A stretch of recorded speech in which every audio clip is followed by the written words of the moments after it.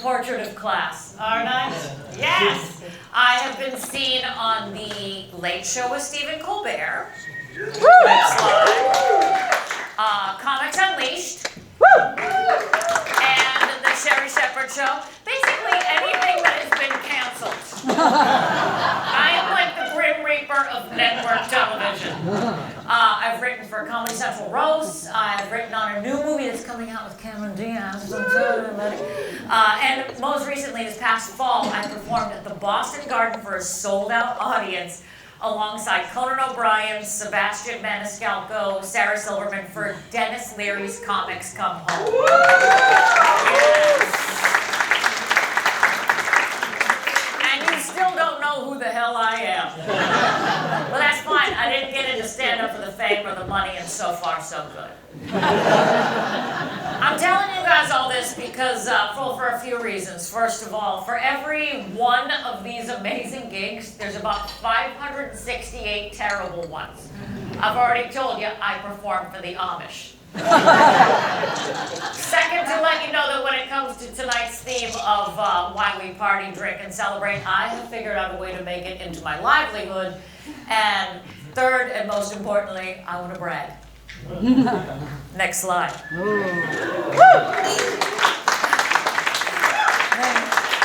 you know who I think I am? Now, I've never thought of what I do as a service to the world. Like, I come from a family of firefighters and nurses, all first responders, and then there's me, the last responder. A non-responder, an overreactor non-responder, which means that I will show up to your emergency, but I will faint. So I'm going to begin the next sentence with the most obnoxious phrase ever. My therapist says. My therapist says what I do is a service to the world. I offer a service. It's a calling. And then she cashes her $300 check. So clearly I am offering a service to somebody. Yeah, she talks about how comedy, brings together community. It's a stress relief, obviously. Laughter reduces stress, and it's catharsis. And here I thought I was just telling fart jokes. But I guess I'm making a big impact on the world. So, yeah, I never really, I'm a cynic, too. It's like, I'm from Boston. My first words were, yeah, right.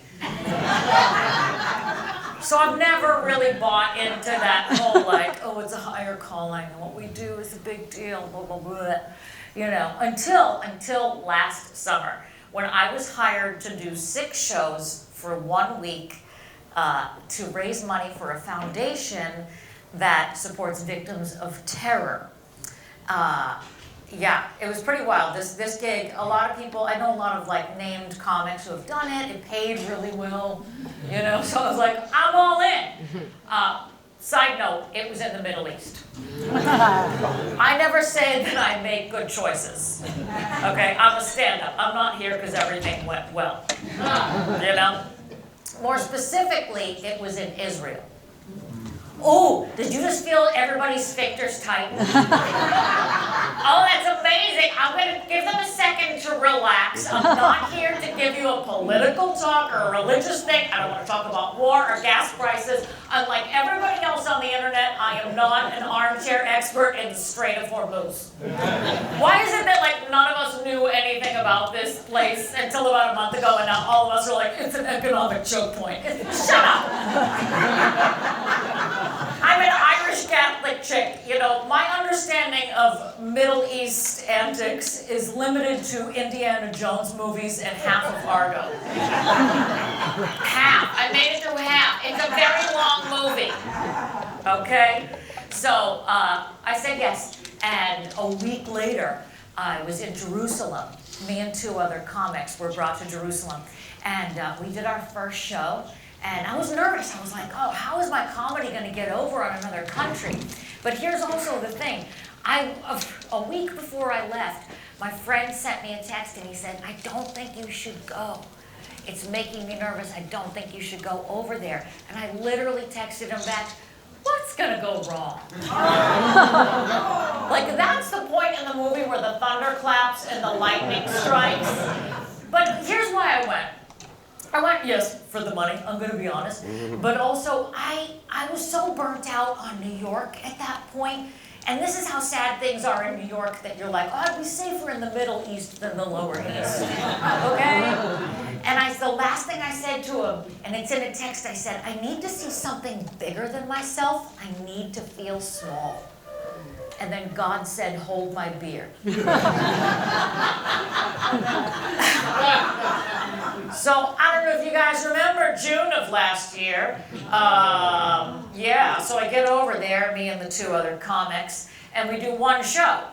Next slide, look at us, looking all happy. You know, we did a great job. They were so happy that we were over there. It was such a wild experience to perform for a group that you're just like, I don't know how this is gonna go. You know, they don't get a lot of comedy over there. Obviously, there's not a lot of lightness happening.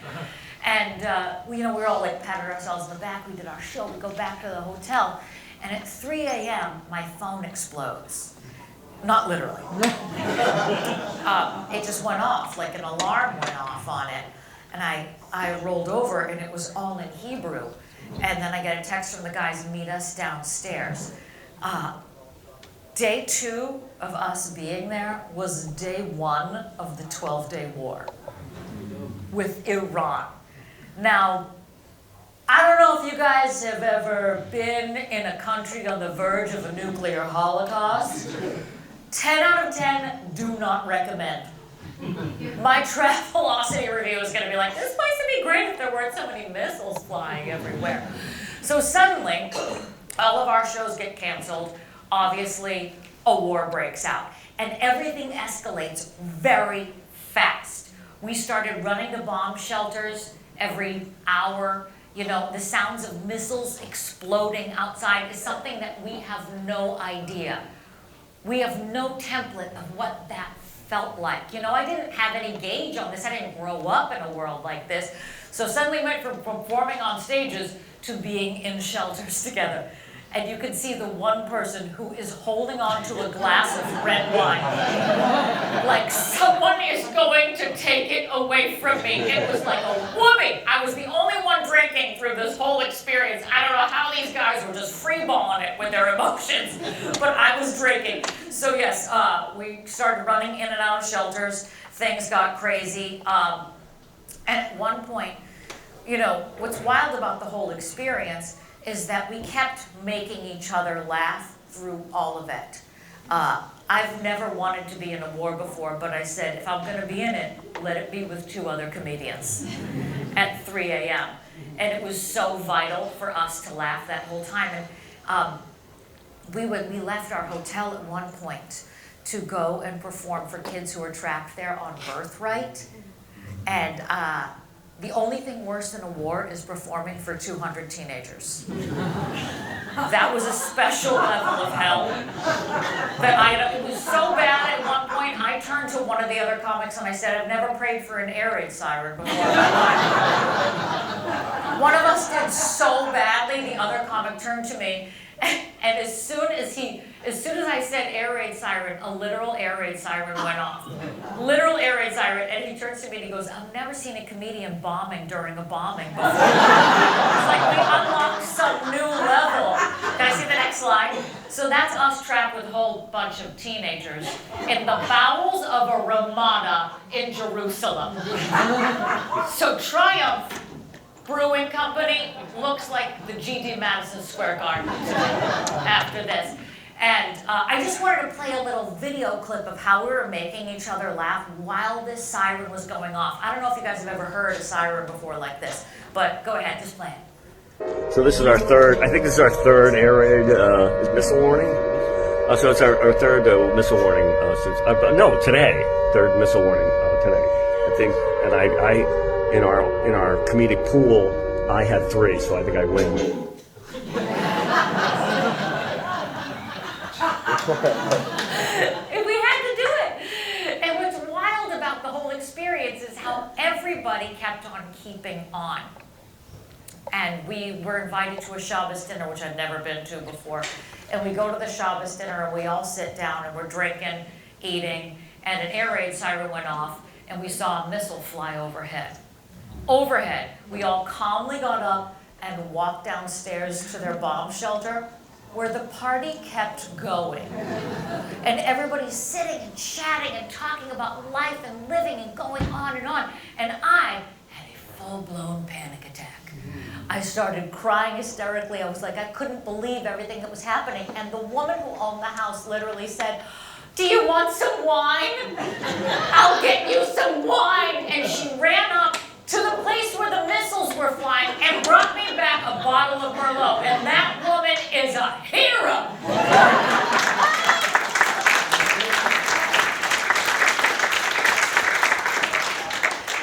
And she kept saying, she just doesn't know. She doesn't live like this. She's never had this experience before.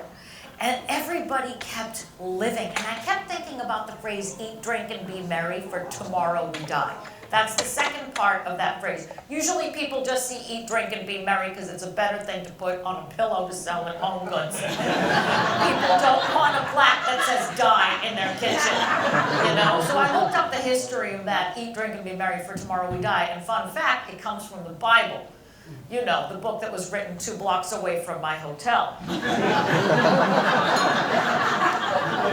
this whole time, I thought it was a Dave Matthews song. That's the only one. Drink and be merry. God, I hate that guy. Yeah, and I just was like, I've never felt something so keenly before. Eat, drink, and be merry, for tomorrow we die. Like, we did not have a guarantee that the place we were staying wouldn't be hit by a missile. We had no guarantee that a nuke wasn't going to be attached to something that they sent over. And we didn't even have a guarantee that we would get out of the country because they shut everything down. And we were essentially locked in it. Spoiler alert, we made it out. Can I see the next slide? And the only way for us to escape, we had to go up through Jordan, and then we flew over to Rome. I've always wanted to go to Italy. I just never knew it would be with 2 guys fleeing from a war. And the first thing we did when we got to Rome was we went to a pasta place. We drank our weight in red wine, and we ate our weight in cacio e pepe. And I am terrified of carbs, so that's a big day for me. I'm on a low-carb, high-anxiety diet. And all we did was laugh. The stress release was like nothing I'd felt before. We just couldn't stop laughing. We were literally eating, drinking, and being merry, because yesterday we could have died. So I just want to raise a glass to you guys for being here tonight, for being an amazing audience. Eat, drink, and be merry. And I'm not even going to finish the second part of that.